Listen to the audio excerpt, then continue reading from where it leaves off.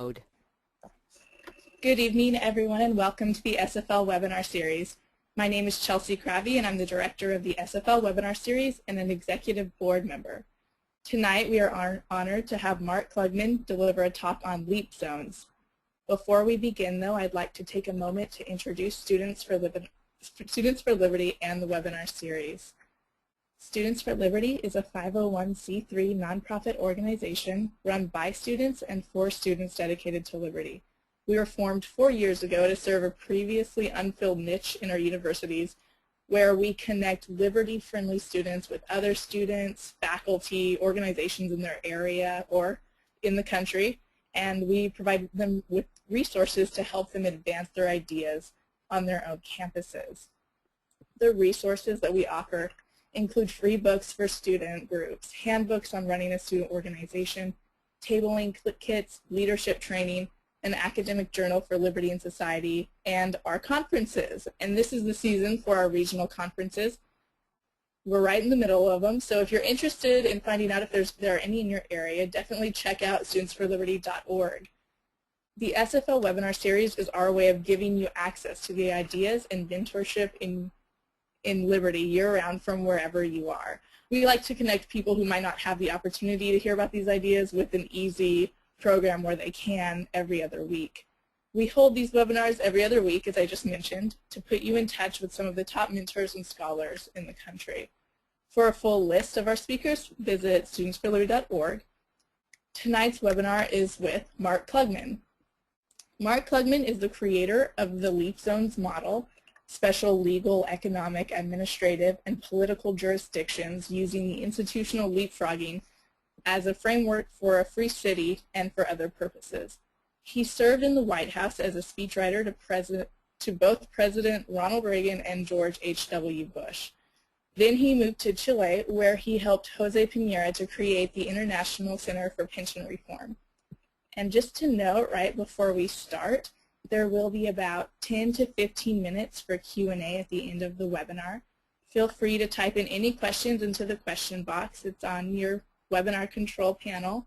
Just type it in whenever you have a question while he's talking or when it's the Q&A time, and I'll make sure to ask him that during the session at the end. So without further ado, I present to you Mark Klugmann. Thank you very much, Chelsea. It's a pleasure to be here. I'm joining you from El Salvador. Tomorrow early I'm flying to Honduras. I live in El Salvador. I do a lot of work in Honduras. And in practice, doing the work that I've been doing for over 20 years, helping countries get economic reforms done, I began to see, starting a bit over 12 years ago, that what we were doing, even when successful, was probably not the right way to do it. The orthodoxy among free market reformers is that we've identified important reforms. So the Chilean pension reform that someone who I worked closely with, Jose Piñera, designed in Chile and is now in a dozen countries. Then there was privatizations. That's a big reform. Dollarization, we did that in Salvador. That's a big reform. And we applaud correctly when these things are done. They're hard to do, and they really help. But I took a step back when we were getting the reforms done with enormous success. I developed a methodology of how you make good economics, good politics, because that's the choke point on getting free market reforms done, is you have to win the next election. You have to get the legislation through the Congress, past the special interest groups. And I developed a method where we were actually able to do that, and we got these great reforms done. In the case of El Salvador, the country became investment grade from a hardship case. It became tied for first place in the index of economic freedom, tied with Chile, except as my method had promised would be possible, in El Salvador we did it in democracy. And we were tied with Chile, which had done it during an authoritarian government. So it really appeared, hey, this method works. I wound up taking a look and saying, okay, so when do we arrive? Because we were just getting reforms done and there were only successes. And what I realized is we never arrive. That our unstated premise was ridiculous. Our unstated premise was that every year for 20 consecutive years. We would do reforms that amounted to maybe 5% of the total model. Because we had a model, we knew where we wanted to get to, and there was a roadmap, and that was the roadmap, that every year you reform something, and after 20 years you've arrived. Now, if you look around the world, what you see is that the progress in making economic reforms is very small. There are a small number of sort of superstar cases, countries or leaders, and there are not a lot of them, and they're well known in the libertarian movement. And you wonder, what is it? Is it just that everyone else in the world is dumb and they don't get it? That's possible, but maybe we're the ones who are doing it the wrong way. Maybe that's another way of explaining why the results are so poor. What if most of what we think is the right way to do things is a big mistake? Well, that would be very good news, because once you realize that the problem is within you, not outside, it becomes quicker and easier to change that and solve it. And indeed, as I looked at it, that was my conclusion, that there were two big mistakes that were routinely being made. The first is that economic development would lead us to think just about economics.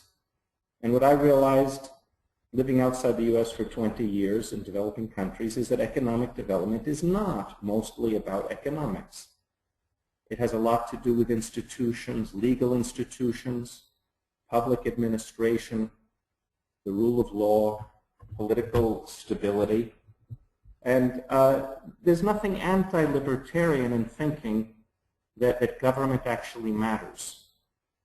You want a small government, you want a lean government, you want a transparent government, but if what you really think is you want no government, there's some interesting writing about Somalia by libertarians, and if you actually read through it, what you discover is that what has replaced the government in Somalia so that they have a legal system is, instead of being subject to the state, you are subjugated to your clan. In fact, it turns out the thing that actually liberates you from being completely dependent on family and clan and tribe is rule of law that comes from the state. I know this is a controversial issue among libertarians, and it's not essential to what we're talking about tonight, but I'm happy to get into it in questions and answers. But Mises said that if the state is properly administered, it's the foundation of cooperation and civilization. He says, Mises, if it's done properly. If it's done badly, he says, it causes the worst evils inflicted upon humans. And Adam Smith said, not much more is necessary to be, for things to go well, except for there to be peace, for low taxes, and a reasonable administration of justice. So if you say economic development is about economics, you rush out and you privatize something, and that's good, and you do a supply-side tax cut, and that's good. Maybe you do a monetary reform, and that's good.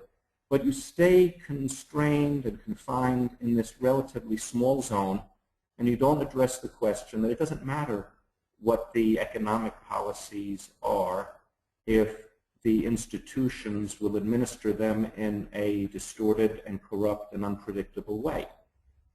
A 8% flat tax is wonderful only if you have the certainty that that's really what it's going to be for the life of your investment.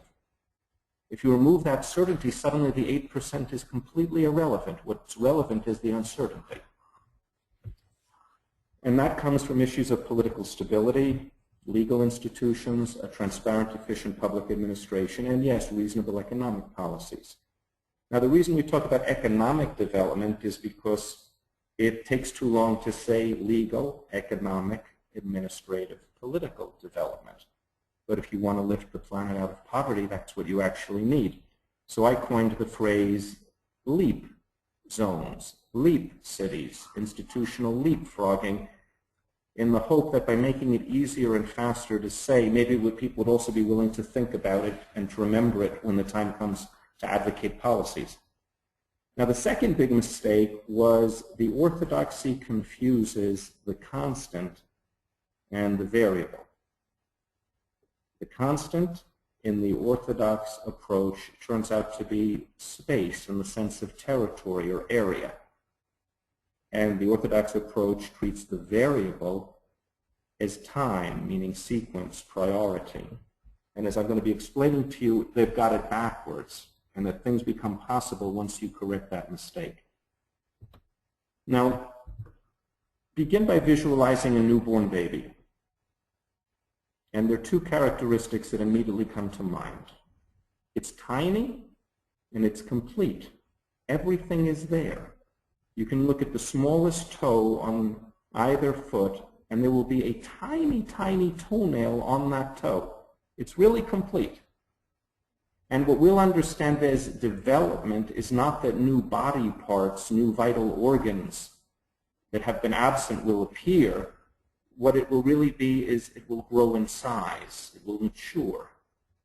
But the kidneys, the lungs, the feet, the fingers, the eyes, everything is there from the beginning. Now, that's not the orthodox approach to economic development. The orthodox approach to economic development, you would visualize a large table, and one by one a human-sized body part or human organ appears. So the first year, it's an adult-sized human foot. That will be the analogy for saying we'll do transportation reform. Then the next year, an adult-sized human ear appears, and that will be the analogy for communications reform. And then the next year, there'll be an adult-sized kidney, and that will be for reforming water and the infrastructure and ports. In essence, these adult-sized body parts and organs appear one at a time until finally, after 20 years, you say, look, they're all there. What we now have is an adult human being. No attention is given to the fact that if you have these things occurring out of sequence, non-simultaneously, it creates certain issues. That is, what do you need more urgently, property rights or markets? And what happens when you get one and not the other? The other thing that's not looked at is sustainability. When I realized that the premise of the orthodox route of free market reform was flawed, I realized that the unstated idea was that if you do these things every year for 20 years, you're also presuming, falsely, that you'll never lose an election. There'll never be an external economic shock that may discredit what you're doing. You'll never elect a president who's corrupt or incompetent or both, or who simply abandons the path of free market reforms. There'll never be any complications that come about because of the lack of simultaneity of different reforms that are connected in some way. There'll never be a reform that contains with it technical flaws, perhaps the result of a political negotiation, such that it doesn't deliver as promised, and maybe it brings about some other problems and perhaps discredits the process of reform before it has a chance. And when I look at the work I've been doing over 20 years, I can tell you, when I figured this out, every reform I had done had been a success. Since I figured it out, I've actually seen countries where I did good reforms, there's a change of government, and the future government reverses the reform. It happens. I've seen reforms done in other countries that I and people like us applaud when it happened, and then a future government takes a wonderful pension reform and uses that pension reform to loot the system. It can turn out all sorts of ways, because what happens when you have a private property, market-based, free market pension model, but you haven't addressed the need for credible institutions? Well, then it's perfectly plausible that a government will come in and will simply take the money. And that's happened. In fact, about 20 years ago, I was invited to an unnamed South American country to advise them on their option for creating a Chilean-style pension system. And what I saw was that they were so institutionally corrupt there, I really didn't want them to do it. And I was actually a bit pleased in the end when they decided not to do it, even though ostensibly that's what I was going to be guiding them for, and that's what it would have taken for them to become a client of mine, a long-term client. Because I said I fear what will happen if these people get a hold of all of that money. Now, there's a different approach. What is the different approach? The different approach that we see in the case of the baby is, what if you start very small and everything is there? Now, is that a new idea, or is this a clumsy attempt to use human biology, the case of a newborn baby, and to artificially apply it where it doesn't belong, which is economic or LEAP development? And the answer is no on both counts. It's simply an observation of what has been done and that works. When Deng Xiaoping realized in 1978 that the Chinese economy was a disaster, had he decided to adopt orthodoxy, he would have begun doing one by one the standard menu of reforms. We're going to reform the financial sector across the whole national territory. We'll reform transportation across the whole national territory. Property rights across the whole national territory. Investment law across the whole national territory. That's how it's done. But that doesn't work very well when it's done that way. And it would have been a huge fight, and he probably would have been forced out of power. He might have been pushed out of a helicopter if he'd appeared before the Central Committee of the Communist Party and said, I want to end socialism in the entire country of China. Therefore, he would have said to the members of the Central Committee, starting immediately, you must inform all members of the party, they must immediately surrender control over whatever factors of the economy have been assigned to them. That would have been popular, right? No, it would have been, we never would have known Deng Xiaoping's name. His possibility of remaining in power would have disappeared in that instant. But he didn't do that. Instead, he identified 4 very small areas, the size of, the amount of land that goes into a small city. Things that look like pinprints on a map. They're so small. One of them, which we've heard of, is called Shenzhen. There were 3 others. And they were obviously inspired by an empirical success, which was Hong Kong. Hong Kong, for some, is a quintessential LEAP zone, LEAP city. In terms of the legal framework, Hong Kong, under the British, used the UK British Supreme Court as its maximum judicial instance, the Privy Council. That's what I call institutional leapfrogging. Instead of building their own court, they used a court that already had established credibility. Given that it takes 500 years to establish a credible judiciary, it makes sense to start with one that's already credible, rather than to say we're going to work as fast as we can to try and make ours credible. Don't. It's a waste of time. Don't do that. If it exists a credible judiciary, you need that. You should use it. Hong Kong had done that. That was the legal institutionality. In terms of economic model, strong property rights, low taxes. In terms of the administrative model, model of public administration, Hong Kong had a transparent and efficient public administration. There was a British colonial governor there. And finally, the political framework, the P in LEAP, political stability. Hong Kong provided civil rights and rule of law. What it didn't provide were elections that would bring about a change in the rules every 4 or 5 years. In fact, as a colony, the population of Hong Kong didn't get to choose its government. Instead, it was being administered from the UK by a governor who had been appointed there. So Hong Kong was a 19th century LEAP zone that performed magnificently well. And when Deng Xiaoping was looking for examples, it was impossible for him not to see that Hong Kong was a huge success.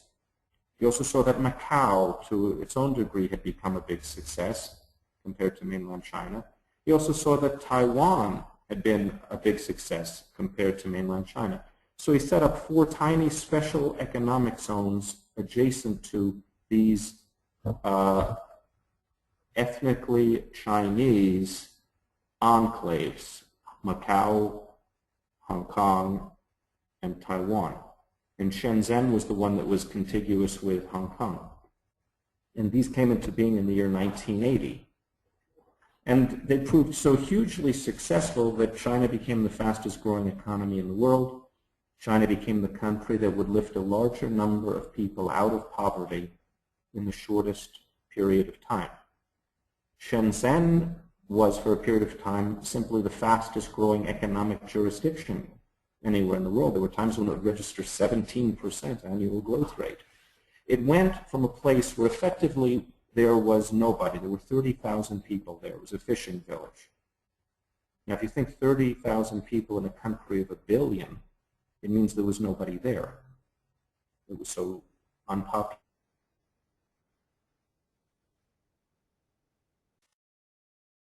Massachusetts a dozen years ago, and when I laid out this point about, if you look at Russia at that time, what they're doing, and China, what China's doing, I explained what China's doing will work in economic reforms, and what Russia's doing will not work, because the Russians were following the orthodox Washington consensus type of reforms, and that peters out. It doesn't produce what people expect it to.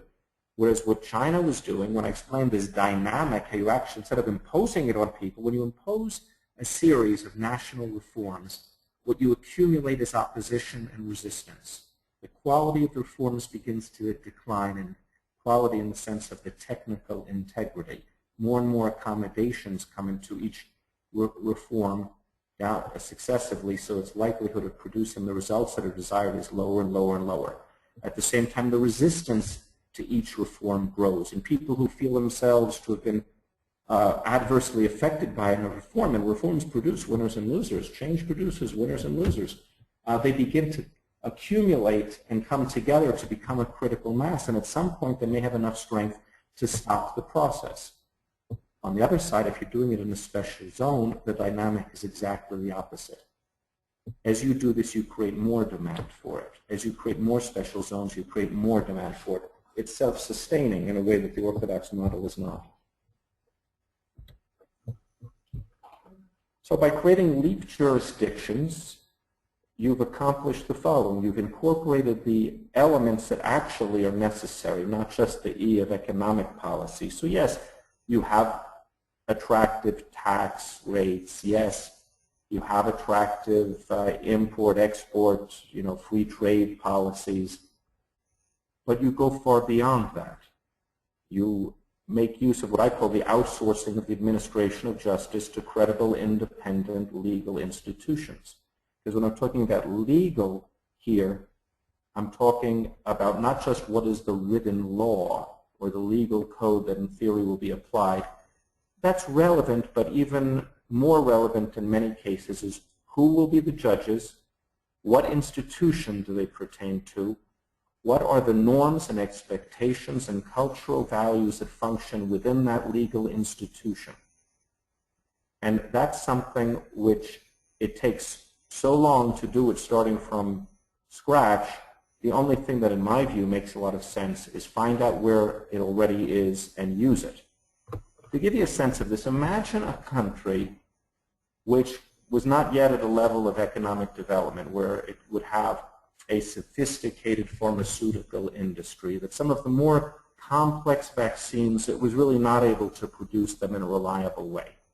Now imagine if that government in that country said, well, sure, it would be nice if the babies born in our country received vaccinations against horrible diseases, but there's some of them that we're not yet able to produce. And until we've evolved economically to the point where we can produce these complex molecules, the children simply will not have access to these vaccines. Some will get sick, some will die, but we're going to protect our national dignity, because this, darn it, is an issue of national sovereignty. Our sense of honor as a people, our sense of sovereignty is at risk here, and how could we possibly inject our children with some substance produced in a different country? Now, if you heard someone saying that, you'd say, what a bunch of inhumane lunatics. They're going to let children suffer terrible diseases needlessly because they have some notion of dignity which would preclude you from simply buying vaccinations from the Swiss, because the Swiss are very good at pharmaceuticals and they make great vaccines and you can just buy them and use them. Now if you take that little narrative I just said and remove the word pharmaceuticals and vaccines and replace it with courts, judges, and access to justice, what you're hearing is sort of the universal posture, almost universal. I'll tell you about some exceptions. In other words, the posture in most countries, and I don't mean just developing countries where it is the posture, But the development policies of countries that are already developed is, yeah, you know, until they've evolved to the point where most people will have access to justice, where they'll be able to defend property rights, enforce contracts, be treated in a transparent and credible and predictable venue. Until that has occurred as a process of their own internal evolution, well, I guess the people are just not going to have that, as if somehow it's simply not important enough to assign immediacy to it. Whereas developing countries, if they say, no, they're not vaccinating the children against these diseases, that becomes urgent. We must immediately vaccinate them. Now, the reality is poverty is the leading killer in the developing world. And if you want to end poverty, you really do need credible institutions, especially legal institutions. But the developing world has bought into this idea that there's some terribly sensitive issue of national pride or dignity which can justify denying entire populations access to justice and pretty much guaranteeing that entire populations have no option except extreme poverty or emigration. Now, I said there were some exceptions. What are some of the exceptions? Well, let's see. I mentioned Hong Kong, but what about Hong Kong after it was handed over to China? In 1997, the mainland China government regime took possession of what had been a British colony. What did they do about the courts? Well, they understood.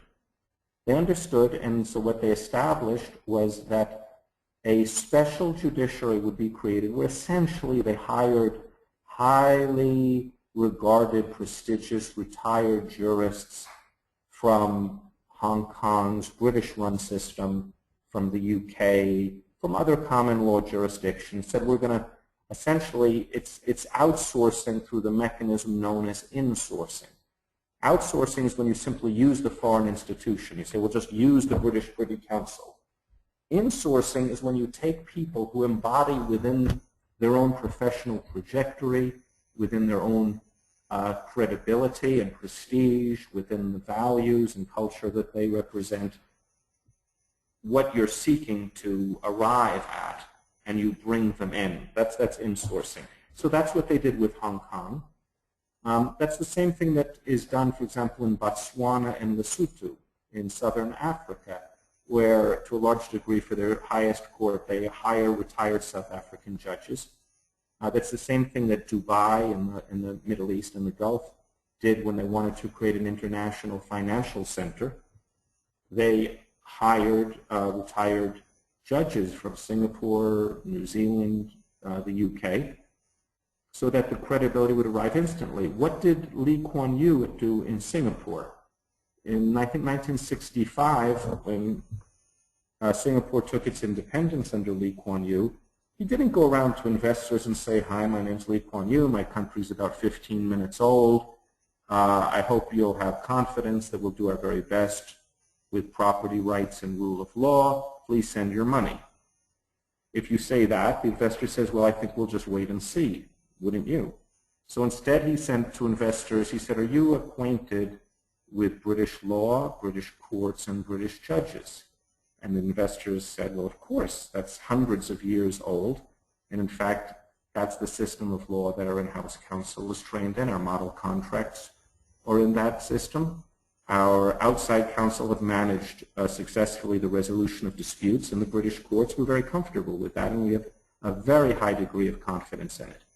And Lee Kuan Yew said, well, I'm glad to hear that, because I have established with the UK that the Supreme Court of Singapore shall be the British Privy Council. It will be a British court and British law and British judges in London. That's my Supreme Court. So if you should get into a dispute with me, Lee Kuan Yew said, I don't have the last word on it. It will be resolved in London. And the investor says, well, that seems very reasonable to us, and the money came. In Singapore, within about 20 years, was able to say, because they developed very credible institutions on their own. It's a country which has some of the highest ratings on transparency and lowest ratings on corruption. So it got to the point where through this institutional leapfrogging approach, Lee Kuan Yew could say, thanks, we don't need it anymore. But most of the world urgently needs it and doesn't have it. And sadly, it's not a It's not a priority for developing countries. And in fact, what the developing countries do, to the extent that they have become sensitive to the importance of institutions, they come up with the wrong answer, which is institutions are important, so we will promote institution building. Which, going back to the vaccine analogy, would be to say, so our approach is it takes 30 years to develop a pharmaceutical industry that can produce these complex molecules, so the kids will continue to get sick and die for 30 years, but we will support the efforts to create a national pharmaceutical industry. Is that really the intelligent conclusion once you realize that pharmaceuticals and vaccines are important? Say we better hurry up so we can get it done in 30 years. We'll miss a couple of generations, but it's something. Or do you say, no, get the kids vaccinated, and if you think that judicial institutions are important, you say, get the people access to justice, and the other stuff will happen at its own speed. And you separate the velocity with which the institutional development takes place within a country from the urgent requirement to install a system that gives credibility and access to justice. Now, what's interesting is the really big players, those who come in and buy a privatized company or get a concession to operate a hydroelectric plant in the developing world. If you look at their contracts, it doesn't say this contract will be interpreted under your nation's laws of the developing country or will be adjudicated a dispute in the courts of the developing country. No, what it says is this contract will be interpreted under New York law, or it says in case of a dispute, this contract will be resolved at the International Chamber of Commerce in Paris or at the dispute resolution venue at the World Bank, the ICSID. So in fact, it turns out the really big players have always had this access. It's just denied to everybody else. Now, the other part of it is that you start with a small empty space. You don't impose change on people who do not want change. You don't impose a new model on people who haven't chosen that model. You rely on the self-selection process to define who will be there. And your task is to create the platform, to create a credible framework where the private investment and innovation will come in. It turns out that in the developing world, businessmen and entrepreneurs are very creative, but they have to use every ounce of their creativity just to stand still, just to survive. Because they're standing on a floor that is so unstable and that's constantly moving, they do everything they can just to stay in the same place. It turns out that where you really get high levels of private innovation is where the public sector platform is astonishingly boring. The reason a country like Switzerland can be an innovator in pharmaceutical research is because the country itself, its institutions are so stable and so dull that the people in that industry don't have to figure out what changes are the politicians going to throw at us and adapt to those changes. No. Instead, they can be out and bring innovation into the world rather than use innovation just to protect themselves. In the case of economic development, we talk about these small spaces as being small pieces of territory. When I proposed this for the first time in Honduras about 10 years ago, I proposed it a couple of years before that in El Salvador. In both cases, they gave the same reason why it wouldn't work, which was the outsourcing of justice. They weren't ready for that. But after signing the Central American Free Trade Agreements, where they accept this outsourcing of justice in the case of large foreign investors anywhere in the national territory, suddenly it wasn't a very radical thing or even a big deal to say that, okay, what you accept in 100% of your national territory for really big foreign companies, what if in 1/3 of 1% of your national territory you provided that on a non-discriminatory basis to everybody, including your own citizens? It wasn't such a big deal. But 10 years ago it was. So I said, okay, let me try and apply this model to reform in a single sector. And we were doing a telecom. Well, they wanted to do something about telecom, but the orthodox model wasn't where you privatize the state-owned monopoly that I've done in other countries, was not really an option for them, for political internal stuff. So I said, okay, let me take this one. I'll show you a different way of doing it. So we took a small empty space, but not a geographical space. It was a virtual space. That is, if you think of the total space was the space occupied by the state-owned monopoly who had 100% market share in fixed-line communications. And at that time, I think there was one mobile company in the country. So that country also had a 100%. So there was no competition, and it was all very much controlled by the government. So we created a legal framework, essentially in order to say to people, if you'd like to go into telecom, just go ahead and do it. It's legal. And we created a political platform for them. We actually got tens of thousands of people to mobilize, and it's a long story for another day or in the Q&A, in support of being able to get access to telephones. In those days, you'd have to wait up to 20 years to get a phone, or buy it in the black market, or pay a bribe equivalent to about a 1-year income of the average person. So phone penetration was very low. It was very discriminatory. It was only available to people who were very wealthy or had political influence. And we created a method to mobilize all the people in the country who were being denied the right to have a phone. And so we created, by making visible that political support, we created the political confidence that you could really invest in this sector. We created the legal framework you could invest in this sector. We created an administrative framework and an economic framework so you could invest in that sector. But in fact, there was nothing there. There was no government investment at all. It was just a belief that if you create this platform, that private investment and innovation will come in if you give them a credible platform. And that's exactly what happened. That's exactly what happened. There was an explosion of private investment in telecommunications. It went from a country with a ridiculously low penetration of phones, I think 5 out of every 100 people had a phone, to not that long where essentially everyone in the country had a phone, where it's a competitive market in telecom. And this was done without getting into the confrontation with all of the interest groups that had accumulated around the state-owned monopoly.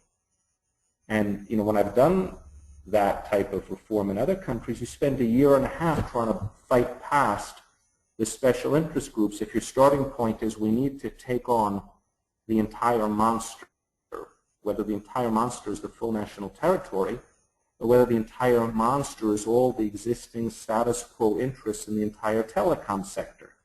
We began by saying to the state-owned monopoly, just keep doing whatever you're doing. We're not going to touch you.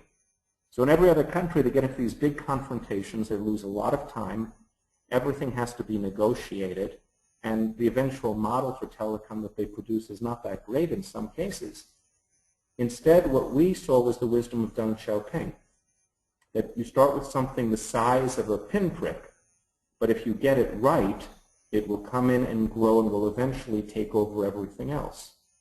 And indeed, today, private telecom is much bigger than state-owned telecom. Something similar was done in Chile with mining reform. Under the military government, they couldn't privatize, for political reasons, the state-owned mining company. So they simply opened a space where private mining companies could operate. And that became the largest part of the mining sector. So there's empirically methodology that works, but it's paradoxically what works is not the orthodoxy. The thing that works is unconventional. And I'd like us to begin changing that. It's not my position to say, therefore, always and with no exception, the LEAP model to reform should be implemented and the orthodox model should not be implemented. What I would say is that every reform process, when it begins, should start by asking that question, which approach in this case is more suitable? And I think often if the question is asked, people really will agree that a LEAP approach makes more sense. So the man who was the head of the legislative branch back in 2003 in Honduras, when we were able to do the telecom reform, I continued to work with him, and January of 2010, he became the president of Honduras. And he had told me years back, oh, when I get to be president, I'll do this. I thought he was just being polite, and I didn't have a high expectation that that would be happening. just because of all the uncertainty over who in fact gets to be president. But I had met a young Honduran who was very inspired by the idea of the LEAP zones and who was, continuing to think about this. And again, we encouraged, it was important he became a person in the new government with an important role, and the president was committed to this. And to make a long story short, Honduras reformed its constitution in order to create special development regions, which is a legal, economic, administrative, political jurisdiction. Now, as some people may have spotted in the news, it ran into some problems in the last couple of weeks. The Supreme Court, and this sounds really strange to people who think in terms of U.S. law, so it's not that you're not hearing me right. It is strange, but I'll just say it. What the Supreme Court ruled is that there are articles in the Honduran Constitution which were correctly and duly ratified, but which are themselves in violation of the Constitution. Now, that appears to be a contradiction, because if something is part of the Constitution, it's not contrary to the Constitution. It is the Constitution, but that is essentially the ruling that was issued in the case of Honduras and the special development regions. It remains to be seen what the Hondurans will do to try and repair this thing. Meanwhile, earlier this year, we can talk about that in the Q&A if that's an interest. Earlier this year, I was invited to the former Soviet Republic of Georgia, where the government has done lots of great economic reforms, but began to see the virtue of doing this sort of thing. And they were going to create a new city called Lazika. They'd already announced they wanted to do a new city there. But they were thinking of it more as a construction project or an urbanization project. And some of the people in the government wanted me to go there and speak to the executive cabinet to give them the LEAP zone vision, which is think about it as a jurisdiction. And they were persuaded, and a few weeks after I was there, the president of Georgia actually announced that in Lazika they would be using British common law, which is rather extraordinary when you know that Georgia is wedged in between Turkey and Azerbaijan. It was part of the Soviet Union, it was part of the Persian Empire, part of the Ottoman Empire, part of the Russian Empire. Lazika will be on the Black Sea. And in that context, for them to have accepted the idea of using British common law is rather extraordinary. There were elections at the beginning of the month in Georgia where the opposition won. So again, a question mark is there about what will happen. But Georgia did reform their constitution. And there's reason to think that things may continue to evolve there. Anyway, the thought question to leave you with, and then we'll go to questions and answers, is what are the chances that the U.S. might change this failed development policy? Turns out that Newt Gingrich, about 3 or 4 years ago, actually wrote an article describing something essentially the same as what Paul Gomer calls charter cities. I don't think charter cities is a workable model for reasons we can get into, but I do believe that the fact that Newt Gingrich is thinking about this and that a lot of attention has been drawn to this, there is some possibility where it begins to take hold within international development policy. And the last question is, maybe this is not just for developing countries. The U.S. has so much bureaucratic gridlock, over-regulation, over-taxation, bureaucracy, to move through the orthodox approach of trimming it across the territory of the nation or the state is a very slow and difficult process. Imagine if it were possible to create a LEAP zone inside the U.S. Who would move there? If there was one small area in the U.S.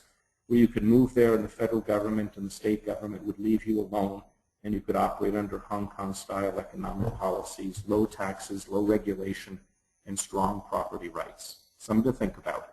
Anyway, I think it's time now for us to go to questions, if there are any questions. So, Chelsea, I am grateful for the chance to talk to this fine group, and I pass the podium over to you. Great, thank you so much. I think I need to give everyone a few minutes because we don't have any questions left, yet. So for right now, I'll just ask everybody that if they really liked this webinar and if they have any thoughts on it after we're done with the Q&A, SFL would really appreciate it if anyone would write a blog post about it, like a response post to what you thought about the webinar and any ideas you might have. And that would be something that we would put on our website, on our blog, and we've done it in the past and it's got a really positive response.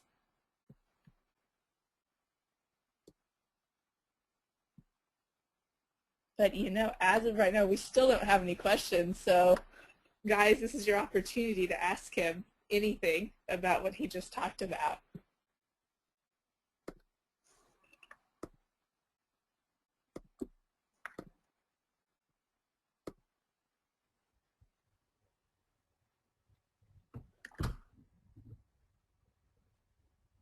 Well, Chelsea?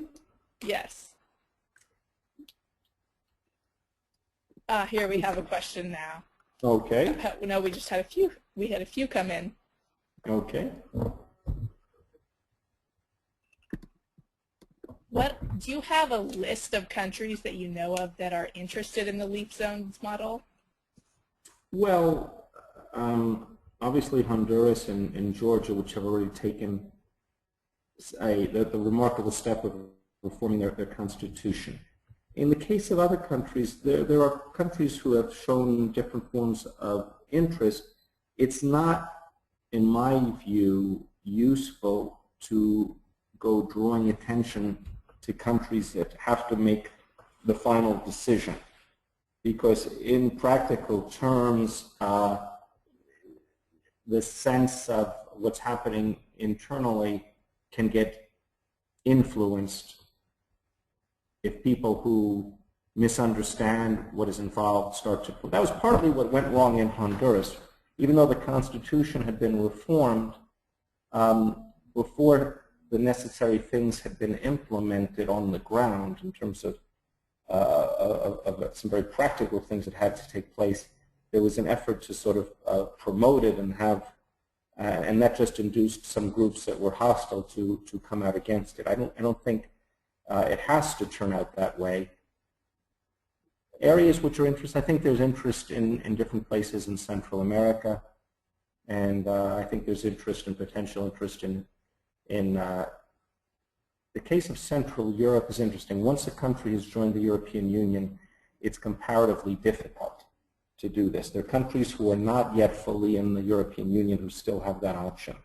Now, one very interesting thing is that it was actually proposed in a very public way by serious people that Greece could look at implementing a special economic zone as a way of carving out an area where commerce would actually be possible, where investment would actually be possible. Instead of saying, why invest in Greece until there has been, all of the political changes necessary in Greece and all of the economic changes. So I think people are beginning to find themselves thinking in those terms. But the reality is, what matters is what I call the biological parents. That is, a LEAP zone happens when there's a leader who wants to do it and who has reasons for wanting to do it. It's not mechanistic. LEAP zones don't happen because they really need it. We're at the stage where LEAP zones happen because there's a leader with that vision, or who understands it when explained.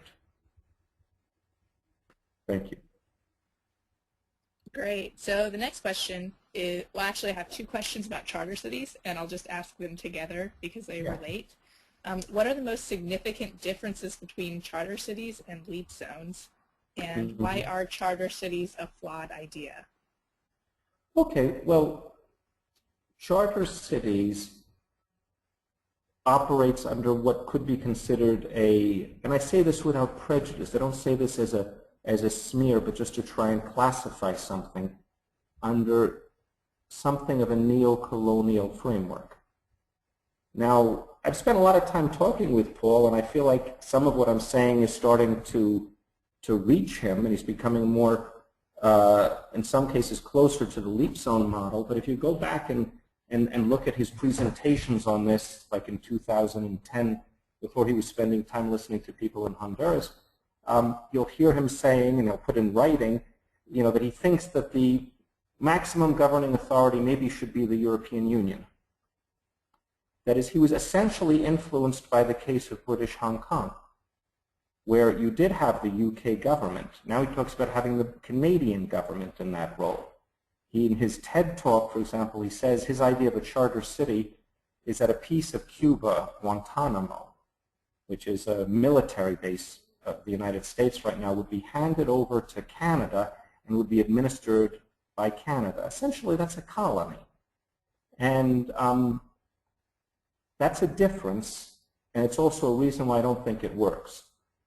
The following problems are present. Number one, the country where this takes place will usually not want to have a colonial power.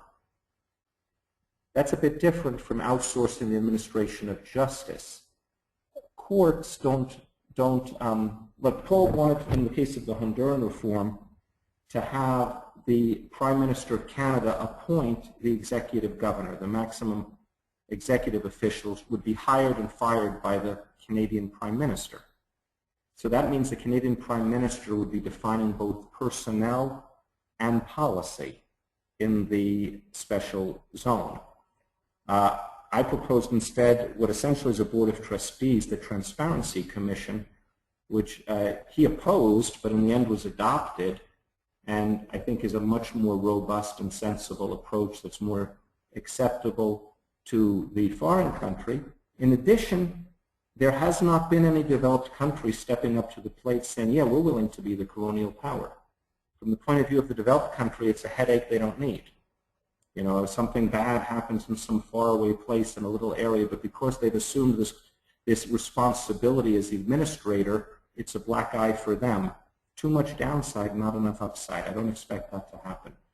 The third problem is, suppose the country in question said, yes, we'll accept the colonial arrangement, and a developed country said, yeah, we'd like to be a colonial power, let's do it. We don't care about resolutions in the UN General Assembly condemning us or people picketing outside our embassy. We really like this. The problem there is that the policies that the developed countries advocate in terms of economic development policy are the wrong policies.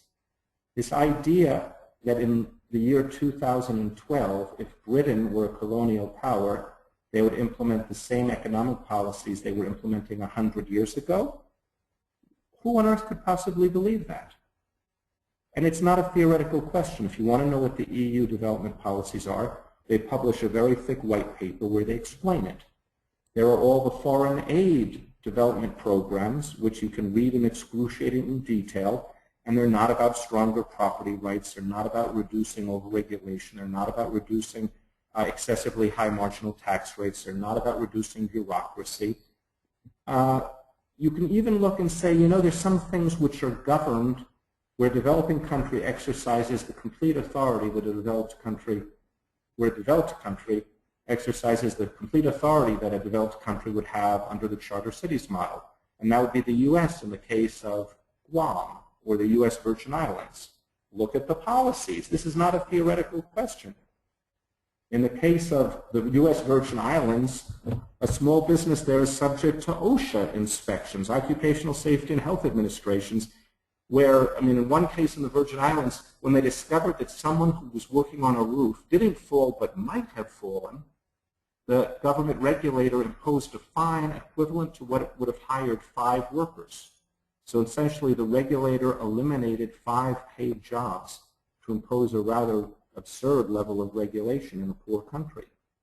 Yet in the U.S. Virgin Islands, if you lose your job because of that OSHA regulation, you then get 53 weeks of paid unemployment compensation.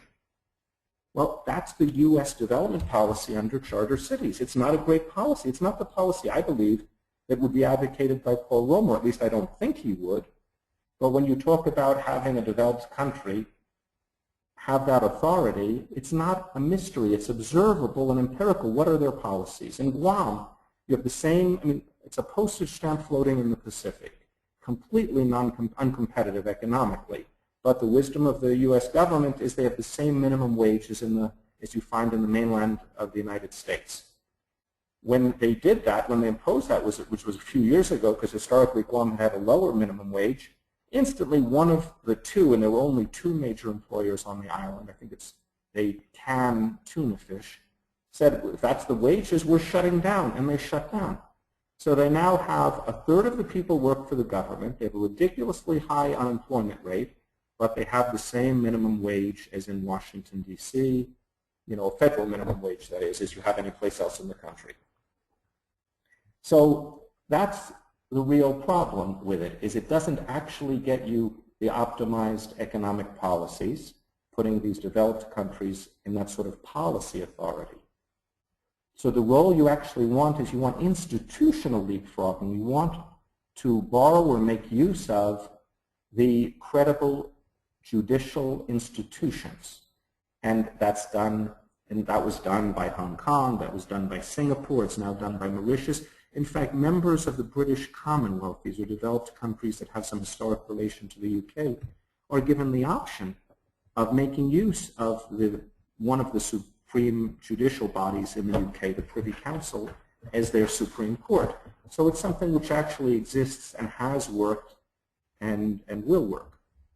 So the second important difference is the charter city model assigns a high importance to a theory that a very large population, 10 million people, brings with it important economic benefits, higher rates of economic growth. So they're thinking about megacities. Now, well, let's see, I mean, in Georgia, I think, has a population of about 5 million people, and about 20% of that's already living in existing cities.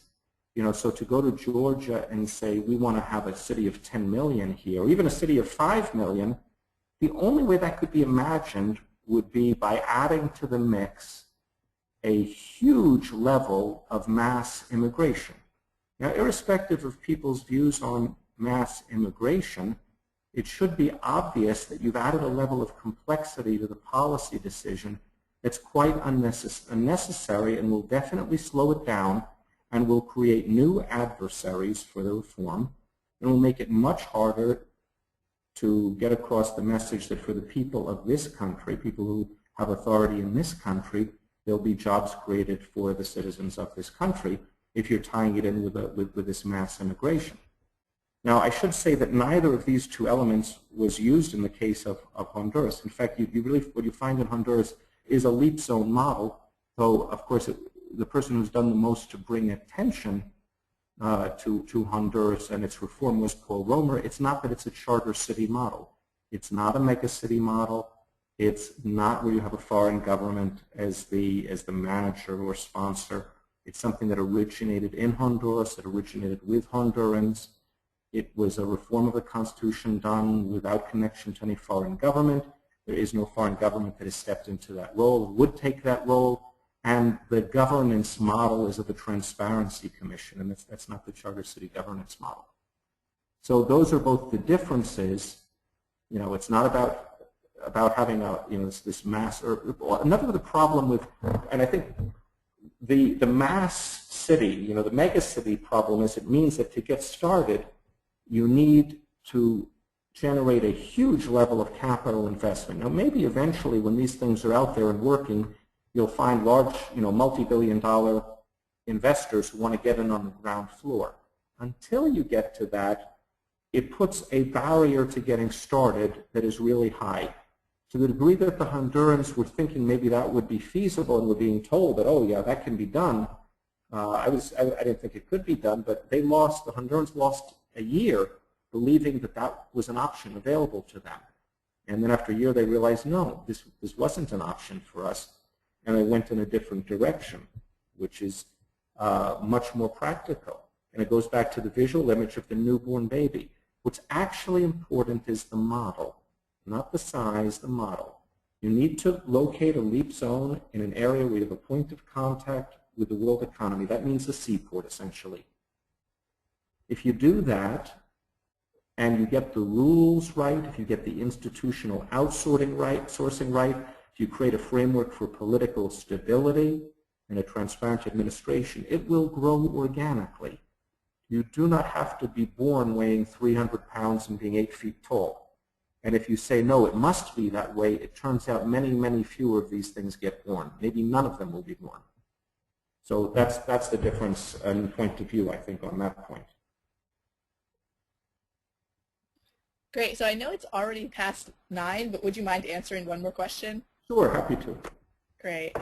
So urban regulations and design, such as zoning, density control, parking restrictions, codes, etc., frequently distort and hamper city development. In LEAP zones, is there any focus on urban economics and regulation besides just commercial economics and regulation? When I spoke about this at the Francisco Marroquín University, there was one very interesting session we had where, in addition to people from their business school and their economics department and their law school, there were also people from the School of Architecture and Urban Planning. And there were some very interesting conversations. And what I will say, it's a very rich field. It's not, urban planning is not my field. And I was very intrigued hearing different ways that people suggest of approaching this question. So I think the short answer would be to say, yes, of course, that's part of the mix. What I would say is it may be that there'll be a diversity of approaches. Some people said just create a grid and don't have zoning. Other people say, no, have a master developer and have the master developer design these things. Other people said, no, you need to create infrastructure and logistics zones at the beginning, and then you open up the other areas for different types of development. And there are probably a dozen other approaches that were being discussed and advocated. My own view, which is not specific to urban planning, but which is fundamental in my LEAP zone vision, is that in starting these things, you should, to the maximum extent possible, avoid experimenting. Even if you think you've got a really great idea, the nature of an experiment, and it's only an experiment if it may fail. If it can't fail, it's not an experiment. And that given that these things are hard to get done and you're doing them in countries where people are in a very precarious position, in my view, it's irresponsible to introduce unnecessary uncertainty or risks. And that therefore you should use models that have already been implemented and been successful in other places. Down the road, once you get to Chapter 3 in this experience, then you can say, now we're going to do experiments, because Chapter 1 and Chapter 2 will have proved what for me is the key point, to demonstrate not that you can create something entirely new and different, but simply that identifying what is the best arrangement in each relevant area that actually has been done somewhere, that has been able to survive and maintain itself across historic time, that works, that we've been able to bring these things together in a place through through an act of will and policy making. Once you've done that, and you've simply recreated something that's as good as whatever has existed anyplace else, then I think it's fair game to say, good, now we're going to try doing things that haven't been done before. But I believe it's a bit irresponsible to say that that's going to be our starting point.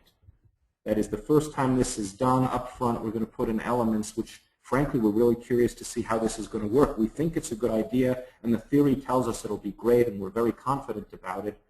I don't buy that. I instead think, listen, find things that have worked, bring them together, do a mashup of the best things that are out there. And what's the experiment then? The experiment is, can we take things which each individually we know that they work, and can we bring them together? That's enough of an experiment. If there are too many variables, an experiment can't even produce new knowledge. If you do an experiment and there's 7 variables in the experiment, if it fails, what went wrong? We don't know. There were 7 variables. If it's an overarching high-level success that exceeds all expectations, well, you still don't know. So what's the secret? Well, I don't know. There were 7 different things we put in there. It could be any one of them or the combination of some of them that explain this unprecedented success. We don't know. So it turns out you don't even create new knowledge very effectively if you start using too many variables. Great. Well, I think that's going to conclude our Q&A for tonight. Thank you so much, Mark, for leading this discussion. And thank you to all of our participants this evening. I hope everyone can come back and continue listening to our webinars throughout the year. On a final note, shortly everyone will receive a follow-up email where you can find more detailed information about SFL in our next webinar.